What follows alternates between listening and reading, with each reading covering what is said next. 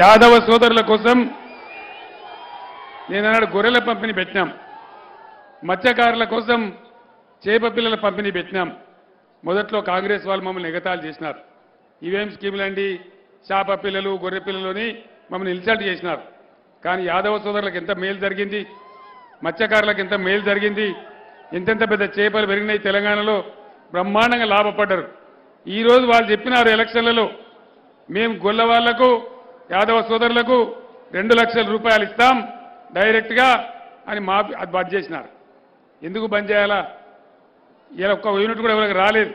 నేను ఒక్కటే మాట మనవి చేస్తా ఉన్నా, దళిత బంధు హుజూరాబాద్ నియోజకవర్గంలో ఒక 20,000 కుటుంబాలకు ఇచ్చినాం, నియోజకవర్గానికి కొంతమందికి ఇచ్చినాం, ఒక మంచి పథకాన్ని ప్రారంభించినాం.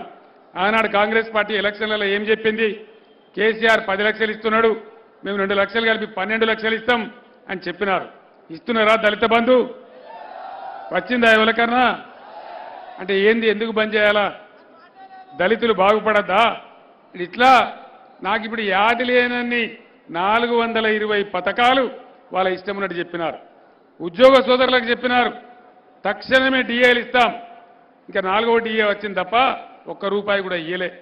అంటే ఉద్యోగులను, విద్యార్థులను, రైతులను, యాదవులను, మత్స్యకారులను, అన్ని వర్గాల వారిని, దళిత వర్గాల ప్రజలను అందరినీ మోసం చేసినారు. విద్యార్థులకు గత 5 నెలల నుంచి ఫీజు రియంబర్స్మెంట్ ఇవ్వడం లేదు. 20 లక్షల విదేశీ విద్యానిధి పెడితే స్కాలర్షిప్లు ఇవ్వడం లేదు, 5 నెలల నుంచి ఆపేసినారు. కొత్త మెడికల్ కాలేజీలకు పర్మిషన్ తీసుకోవడం లేదు.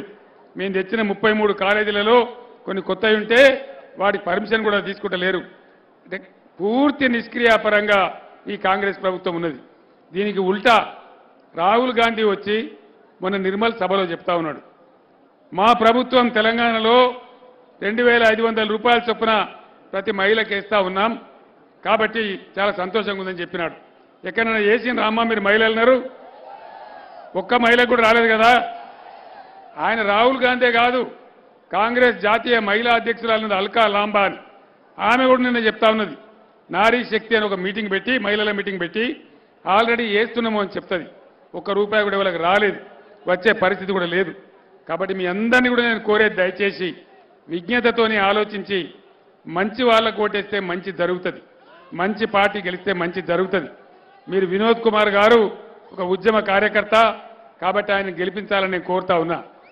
బెల్ట్ షాపులు రద్దు చేస్తామన్నారు, బెల్ట్ షాపులు రద్దు చేస్తామన్నారు, చేసిండ్రా?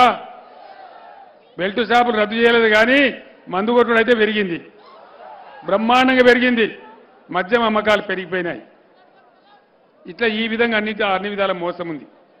ముస్లిం మైనార్టీలను కూడా మోసం చేసినారు, మైనార్టీ సోదరులను కూడా మోసం చేసినారు. ఏం మోసం చేసినారు? मुसलमान भाइयों को मैं सलाम करता हूं, आप तमाम लोगों से मैं अपील करता हूं, आज आप दानिशमंदी से सोचिए और सही पार्टी को चुनिए. यहां करीमनगर हल्के में मुकाबला है बीआरएस और बीजेपी, कांग्रेस तीसरे नंबर पे है. आप अपने वोट कहीं कांग्रेस को डालेंगे तो यहां बीजेपी जीत जाएगा. यहां के बीजेपी एमपी कितना गलीज आदमी है आप जानते हैं. यहां भी निजामाबाद में हर हालत में इन लोगों को हटाना चाहिए, बीजेपी को हटाना चाहिए. बीजेपी को हम हटाना चाहते हैं. बीआरएस एक सही पार्टी है जो उनको हटा सकता है. आप लोग कहीं कांग्रेस को वोट देंगे तो खामखा बीजेपी जीत जाएगा. उसमें ना करीमनगर का फायदा है, ना मुल्क का फायदा है, ना रियासत का फायदा है. इसलिए आप सोचिए. उन दिनों मैं करीमनगर बहुत बार आया, तेलंगाना के लिए जब लड़ रहे थे, जद्दोजहद कर रहे थे, कई बार इस मुकाम पे मैं आया और मैं साफ कहा तेलंगाना जरूर बनेगा. अल्लाह के घर में देर है लेकिन अंधेर नहीं है. और अल्लाह का करम हुआ, अल्लाह का करम हुआ, तेलंगाना रियासत हासिल हुआ. हम इसको बहुत अच्छा तरक्की किए. माइनॉरिटी के लिए कैसा स्कूल्स खोले, उसमें हमारे बच्चे कैसे पढ़ रहे हैं ये आपके आंखों के सामने है. आप बखूब जानते हैं. कहीं दूसरे लोगों के बातों में वाकई गुमराह होके आप कहीं कांग्रेस को वोट देंगे तो यहां बीजेपी जीत जाएगा. इससे कोई फायदा होने वाला नहीं है. लिहाजा आप गौर करके सोचिए. इसीलिए विनोद कुमार साहब एक सेक्युलर शख्सियत है, एक वकील साहब है, पढ़ा लिखा इंसान है, अच्छा आदमी है, उनको जिताइए, हम सबका भला इसी में है। इतना कहते हुए मैं रुखसत लेता हूं। సోదరులారా, కరీంనగర్కి నేను ఏ రోజు వచ్చినా బ్రహ్మాండమైనటువంటి ఎమోషనల్ స్వాగతం చెప్పినారు. ఇవాళ కూడా అదే పద్ధతిలో మన నాయకుల ఆధ్వర్యంలో మీరు అద్భుతమైన స్వాగతం చెప్పారు, అద్భుతమైన సభ చేశారు. నా దగ్గర ఉన్న సర్వే ప్రకారంగా నా దగ్గర ఉన్నటువంటి సర్వే ప్రకారంగా ఇప్పటికే వినోద్ కుమార్ గారు 8% ముందంజలో ఉన్నారు. వినోద్ గెలుపు ఆల్రెడీ ఖాయమైపోయింది.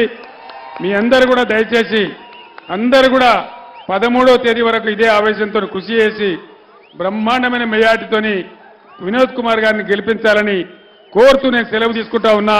జై తెలంగాణ. కారు గుర్తుకే జై తెలంగాణ. ధన్యవాదాలు.